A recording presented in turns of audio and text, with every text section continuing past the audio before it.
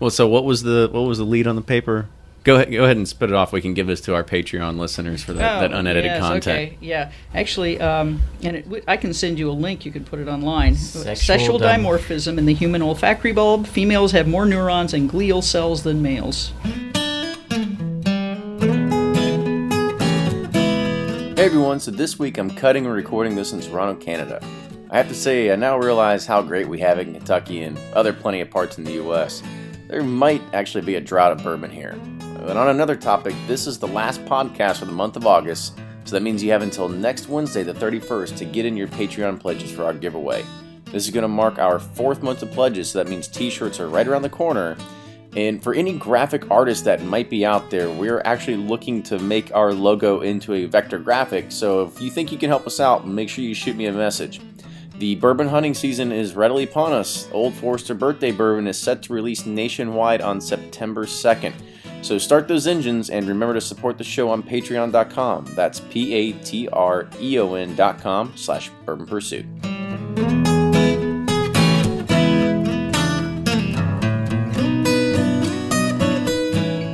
Welcome back to another episode of the Bourbon Pursuit podcast. Kenny and Ryan back here once again in the saddle, and Ryan just got back from a nice little vacation in Tahoe. You want to tell everybody about it? Yeah, my best friend actually married my wife's sister, so my sister-in-law, so it works out. Holidays are going to be awesome now. But anyways, they got married out in Lake Tahoe, and there was this really cool bourbon bar in the village, Heavenly Village, that we were staying called California Burger Company, but they actually were a whiskey bar too. But the bourbon prices were insane, like Elijah Craig, $16 for a 1 ounce pour. Evan Williams, just regular, $10 or $12. So I was like, I'm going to try something else. They had High West, had a lot of their selections, and they were reasonably priced. I never tried it, so I tried the Boo Rye and the Rendezvous Rye, and I was like, wow, this is really good stuff. And it kind of blew me away. And I know that they source it from MGP, but whatever they do, from the time they get it from MGP to the bottling, they're doing something well. And I just want to give a shout out to them and say, keep doing it. And I'd love to talk to them on the show one time. You sure it wasn't the altitude? It might have been the altitude, or just being on vacation. It makes everything better, right? Just glad to be away. But no, I was super impressed. Because we're so snooty about our drinks. If it's not from Kentucky, we're like, it sucks. We do have a bias. That's right. Yeah. So we also want to kind of give a shout out. There's two more kind of things to kind of talk about real quick. Two good articles that I read recently. First came from Bourboner, and he released the Four Roses Small Batch Limited Edition recipe. I guess it went out to the TTB, and when it goes to the TTB, you can read the label and kind of get everything that you want to get out of there. So this year's 2016 Four Roses Small Batch Limited release is going to feature a 12-year-old OBSV, a 12-year OESO, and a 16-year OESK. And it says it denotes... OESK is always one of my... Yes, that was the Elliott Select this year. It was a 14-year OESK, so kind of keep that in the back of your head as well. But I expect to see this around the second week of September. Usually it's yet another fall release that we have to go and run for. Kenny will be at the Big Barrel, there in Cox's Creek, waiting in line. With everyone else, not I'm alone, right? That's right. So let's go ahead and introduce our guest today. So today we have a repeat guest, right? So we've got Susan Reigler back on the show. Just to give kind of everybody a quick rundown of Susan from last time. I'm not going to go as extensive, but you can check our past episode where Susan was on. But she's an award-winning writer. She's a James Beard Foundation Restaurant Award judge. She's a graduate of the Woodford Reserve Distillery Bourbon Academy and the Filson Bourbon Academy. She's an executive bourbon steward by the Stave and Thieves Society, as well as the KDA, and currently serves as the president of the board of directors for the Bourbon Women Association. So welcome back to the show. Great to be here again. Thanks. Awesome. So today is going to be all about Bourbon Women. You gave us your rundown earlier about, how you got into bourbon and stuff like that. Kind of give us the idea of why did we start Bourbon Women, and maybe even not only that, before we get in there, what is Bourbon Women?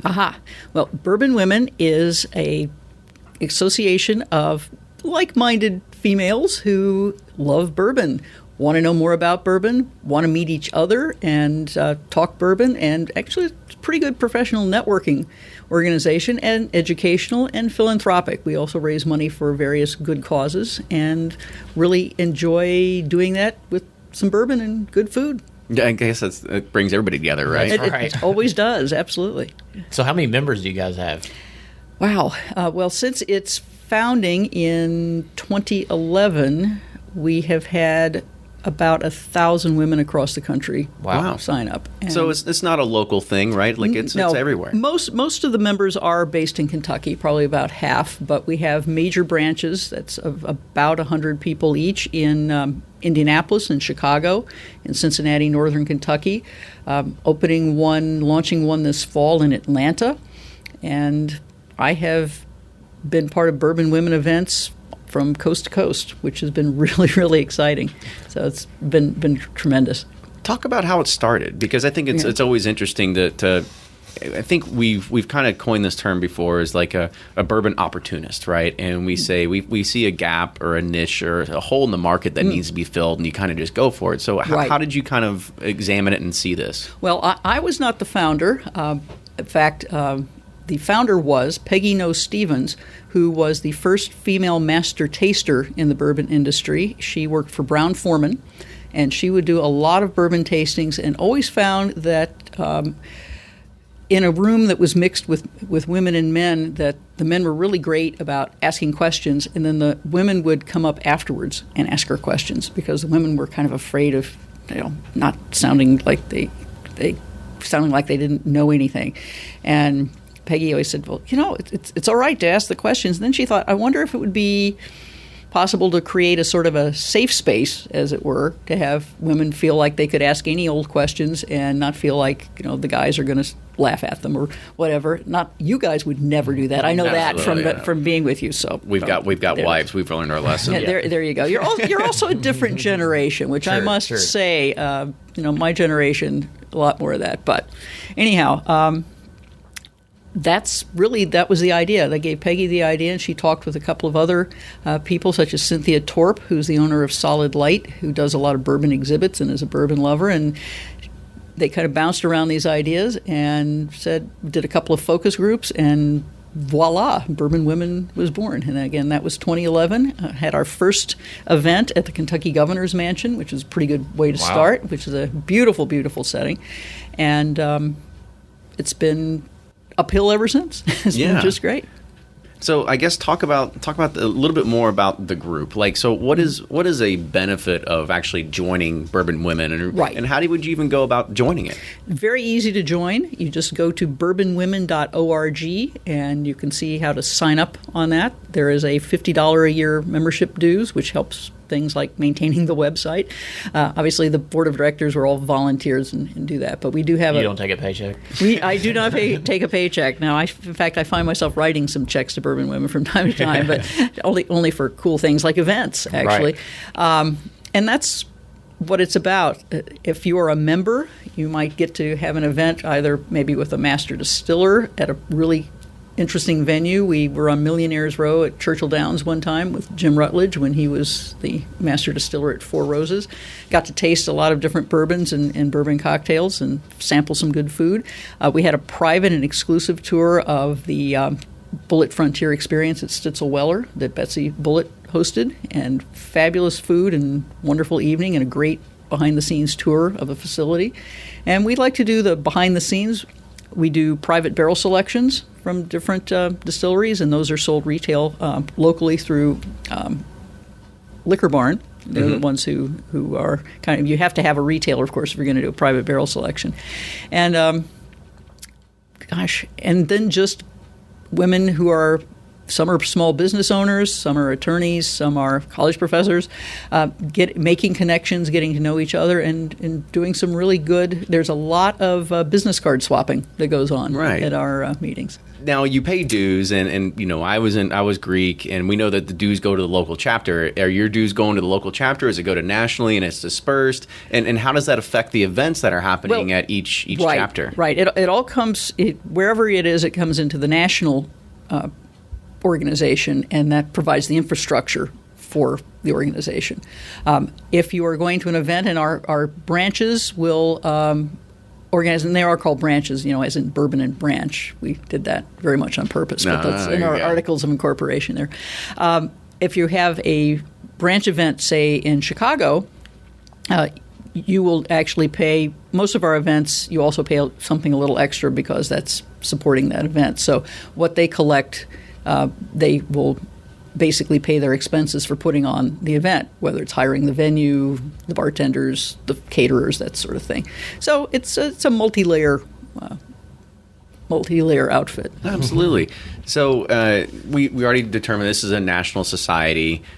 You've got chapters in what, 5 states now, or 5 different cities? Right. 4 different cities. Yeah, about 4 different cities, and not including just the national, which we refer to, which is headquartered in Louisville. Right. Yeah. And we do have, I'll mention this, you asked what other benefit, we do have an annual conference that is national. We have people from all over the country that come to it, called the Symposium.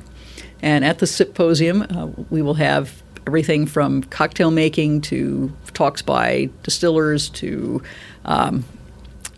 chefs, also distillery tours. This year it's going to be in Lexington, so we're going to take people out and about in horse farm country because they're coming in from all over. We had people from California, Colorado, Arizona, Florida, New York, all over the place last year, and we're looking to do the same thing this year. Well, I anticipate you want to grow too, and I've looked at the stats for our podcast, and I know that only half of the listeners are actually from Kentucky. Aha. So we've got quite a bit of outreach outside of the state. So if there's women that actually listen to this podcast and they're like, well, this sounds pretty interesting, right? It's an opportunity for me to learn from people like you, even to have you out and talk to our local Which chapter. I have done, yes, absolutely. And so how do they go about and saying like, hey, Susan, I want to start a chapter here in Boise, Idaho, or wherever it's at? They can just write to me at SREIGLER@AOL.com, and I will get right back to them. Did they have to go through your boot camp or anything? No, not at all. We do encourage them to come to the Symposium and meet with some other branch ambassadors, find out what they're getting into.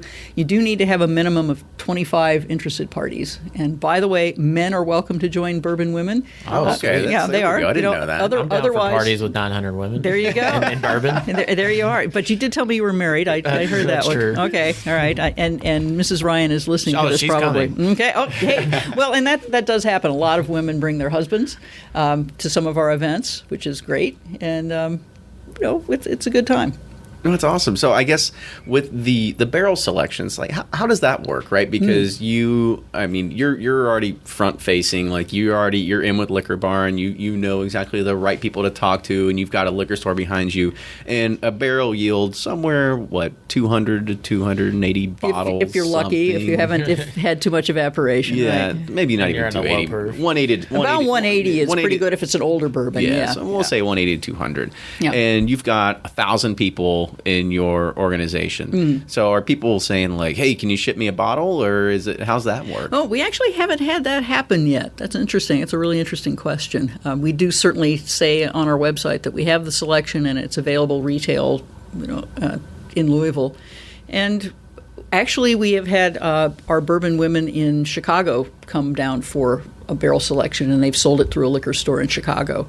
So that has happened, and that's probably a benefit of having a branch, that if you have a large enough core of people in a particular city, then your liquor retailer will be interested to do that. I was about to You say, kind of split the cost of the barrel. Well, it goes to basically the they liquor make the store. money. Yeah. They make the money, but Sure. we've picked it out for them. So yeah, you get to do the picking, they make the money. That's right. That's how. It's not like you get to go buy your own barrel. As much as we'd all love to do that, it doesn't always get to happen. So I guess that would probably be another benefit, because if you've got 100 women or men now with inside of your chapter, hopefully one person there has got some sort of pull with any kind of liquor store, and maybe their name's getting ready to be drawn for Four Roses or Buffalo Trace or whatever it is, right? Yeah, because right. we actually were just talking before the show that Ryan finally got a chance to go and get a bottle from the barrel that he picked, and he's already on deck to go do a second pick. And I'm like, well, what the hell? I've never even been asked to go to do a single pick, right? So You got to be from Bardstown. Maybe. No liquor store owners. that's got to be it, right? So that helps. Yeah. So Mm-hmm. getting in with the liquor store owners is the way that it has to go, right? Well, and we do events with this particular store at Liquor Barn. So we have an event there it's also an annual event we call the Sip and Shop. So our members go in and are able to do the bourbon tastings and talk. Brent Elliott was there last December when we did this. We do it around the holidays, and that way if people want to do some gift shopping and some party shopping for their entertaining, they can do that. The different foods, the liquors, and we get a really, really nice evening of meeting and greeting and trying some great bourbon. I thought you were about to say a really nice discount too. Like you don't have to go coupon clipping, right? No coupon clipping. So I guess, do you have regular meetups, or is there like a Google Hangout session like once a month that everybody can kind of get on and kind of talk to one another? Like, how do you guys like keep a cadence? It's remarkable. Our members are very, very busy people, so we don't really have regular, say, every other week or once a month or any of that sort of meeting. We do plan out our calendars about a year or 2 years in advance and try to have in Kentucky at least 6 what we think of as major events.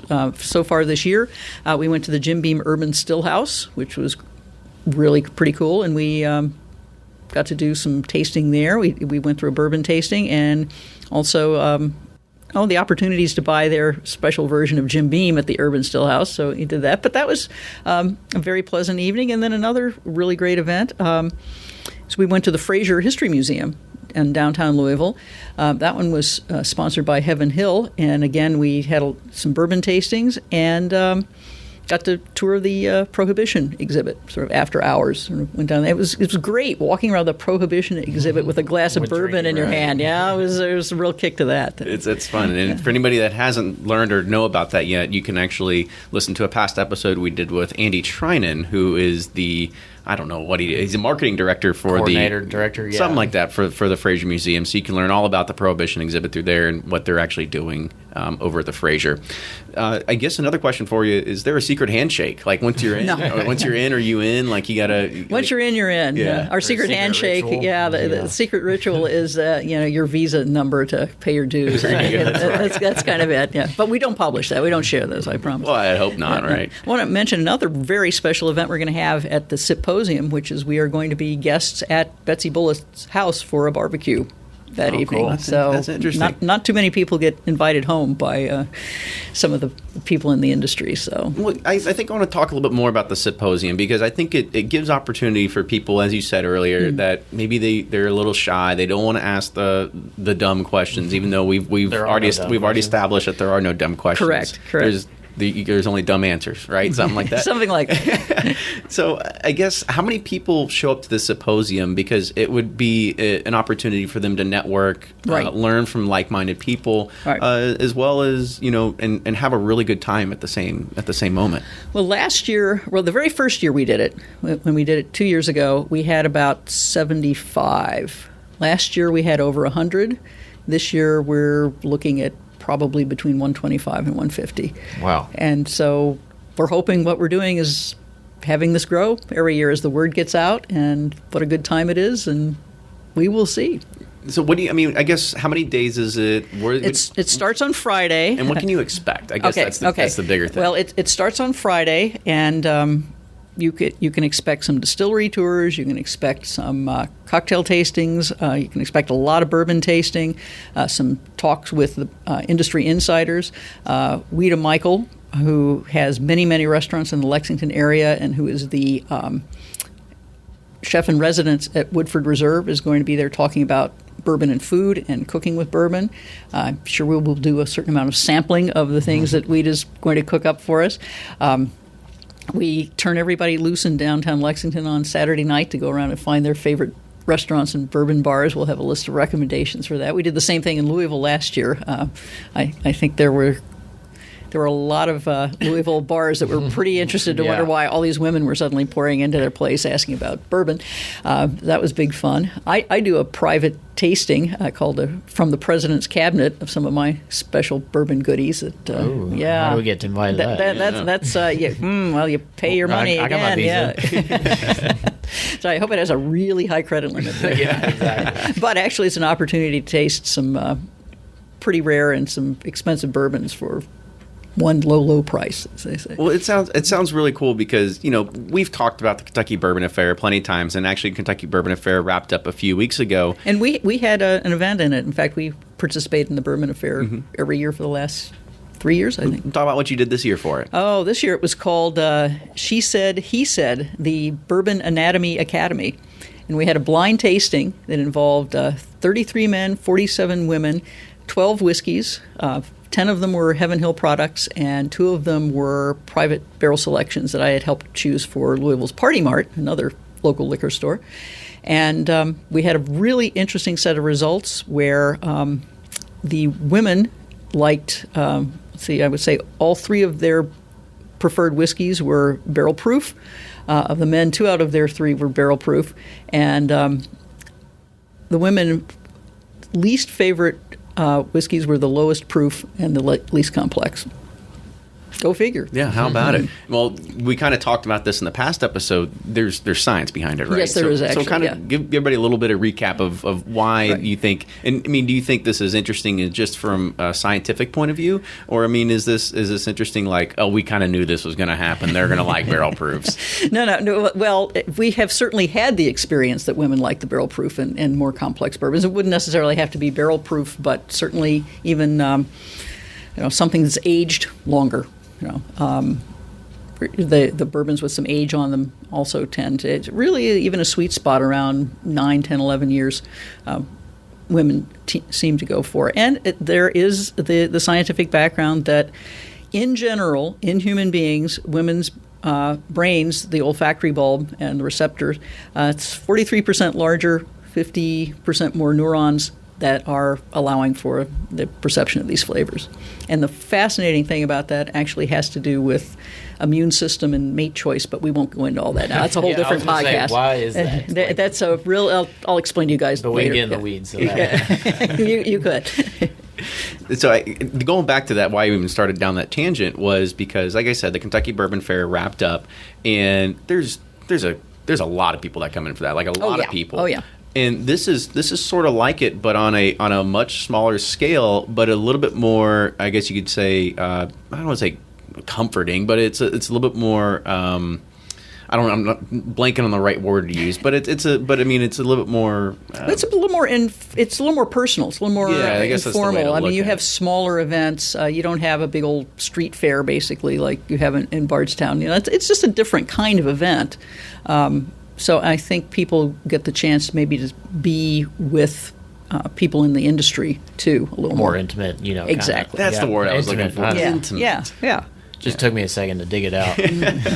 I get so nervous when I'm on air. That's right. Yeah. Put these mics in front of it. Turn it a different. Oh my gosh, person. is that a microphone? Yeah. Oh, all right. So back to Bourbon Women. What do you look as maybe your long-term goal of this organization, right? Because you said founded in 2011, so it's recently new compared to most other things that are out there that have been around for whenever. But what's your long-term goal in regards of growth strategies or anything like that? I think we are just enjoying the ride right now. Just essentially that our whole mission is to encourage women to enjoy bourbon, to appreciate the heritage, the cultural features of bourbon, just how complex and fascinating and interesting the history is, and to kind of realize that, this isn't just somehow or other a drink for only half of the human species, that it's something that everybody enjoys, and that kind of fallen out of favor with women, or culturally it was taboo for a huge number of reasons. I just wanted to mention that my mother, at her 80th birthday, she's now deceased, unfortunately, but she was a great bourbon lover, and took her out to dinner, and then we went to Jack's Lounge at St. Matthew's and for dessert and some bourbon, and she was sitting at the bar. We sat at the bar because there were no tables, and she said, she was very excited. She said, I've never sat at a bar before. When she was growing up, women were not allowed literally to sit at a physical bar, and so she'd never done that. Wow. That's crazy. And so that's the sort of cultural heritage that for the second half of the 20th century women had to deal with, sort of past prohibition, and that has happily changed. Yeah, I agree. But I mean, women have been around in bourbon industry for decades, right? I mean, it's not. If you read Fred Minnick's book, Women in Whiskey, you'll know that it was a woman who invented the distillation process. So, women in whiskey have been together for a very, very long time, hundreds of years. But certainly women have been very involved in the bourbon industry, really very early on. Women were the distillers on farms. When there was excess corn crop, they were the ones who were in charge of turning it into whiskey, because the men were out harvesting the corn, and the women were the ones who had the equipment in the kitchen to do the distillation. They had the fun job. Yeah, and they had to do all that quality taste testing That's too. right. So you got that. Hard life, right? No wonder they developed that, extra sense palate. There you go. So what's next for you? Kind of talk about what's next for you on the horizon. For me or for Bourbon Women? For you. For me. Well, I have 2 new bourbon books coming out, so that's pretty exciting. That's always fun. The second volume of the Kentucky Bourbon Cocktail Book and the revised edition of my Bourbon Country Travel Guide. I'm just continuing to, actually updating the Bourbon Tasting Notebook with Mike Veach. Actually, the first edition, which came out last year, had 215 bourbons in it. The next edition, if we get all of our tasting and writing done here very shortly, will be out this fall, and it will have at least 60 more bourbons in it from that initial 215. Did you say 60? 60, 60, Wow, at 60. least that. Maybe 70, actually. You need help? Everyone asks that. Yeah. Imagine. So that's coming up. So I guess really coming up for me is a little more bourbon tasting. Yeah, well, that's How not about bad, it? right? Not bad. I can do that. So I guess little quick plug for that book. Kind of give us the synopsis for the tasting book. Right. Like what's the deal behind it? I don't want to go read the Amazon 2-paragraph. No, you summary, don't want to do that. so I can definitely give you the quick version and why it's very different from the other tasting books that are out there. First of all, it is your notebook. Mike and I tasted every single bourbon in this book, but we only tasted about 6 at a time because we don't want dead palates, so we really want to know what we're tasting. And you're probably not sober after 6 Well, of them. they are tastes now. That's the thing. It's not ounce pours; it's taste. But the important part about it, we each offer our perspective on the flavors that we detected, but we leave space for your notes, and we have a scoring scheme for you. We do not rate the bourbons. The other thing is, if you're exploring the world of bourbon, it's indexed in several different ways, not only by the name of the bourbon, but it's indexed by proof. So you might want to sit down and say, I think I'm going to compare some 90 proof bourbons today. Which ones are 90 proof? You don't have to walk up and down the aisle in the liquor store. You look at the index in the book. By style, you want to know which are the weeded bourbons. They're all listed there in one spot. You want to know bottled and bond bourbons. We've got them listed that. So by style and by price point. If you've just come into an inheritance and you've got a lot of money to spend on bourbon, you think, okay, what are all the bourbons available that I have to pay, that I can pay more than $100 a bottle for? But if we've got them listed. I was like, if you can find them, that's the If other you can question. find them, that's true. But if I don't want to spend a lot, I'm on a budget. What are the bourbons that are under $20 a bottle? So we have them we have them indexed all those different ways, which people have told us over and over again they really appreciate and enjoy in the book. Well, that's awesome. So you can get that on Amazon as well. So make sure you go and you search for that too. So last kind of question, give everybody your kind of last minute pitch to say why you should join Bourbon Women and how they can do it one last time, and plug for the website. Well, if you want to enjoy bourbon in like-minded company, make some great professional connections, meet some super people in the industry, and have a great time sipping bourbon, go to bourbonwomen.org. Awesome. So, Susan, thank you again for being on the show today. This was fantastic to learn more about the organization, how people can, again, get with those like-minded individuals. We learned more about the olfactory senses, learned more about yet another book I think we forgot to talk about on the last show. So it was fantastic to kind of just get all this knowledge out of you. Yeah, thanks for your time. We really appreciate it. I'd love to hang out with you and, Get to that private tasting go to cabinet. that private tasting cabinet. I'm not giving you my address. That's right. I don't blame you. I know where you work, though. That's true. But no, thanks again for your time. And, if you guys have any show suggestions, comments, feedback, we'd love to hear it. And please support us on Patreon. we want to keep this thing going, and the donations help, just keep this thing going. I agree. With that, we are sending out samples. We got all the koozies, got everything in. So make sure if you want to, please support the show. It really does help us. It gives us some motivation to keep doing this and everything like that. Because again, as even Susan can mention, that all this stuff isn't a moneymaker, right? It's all for hobby. It's love of bourbon. Exactly. It's all for fun.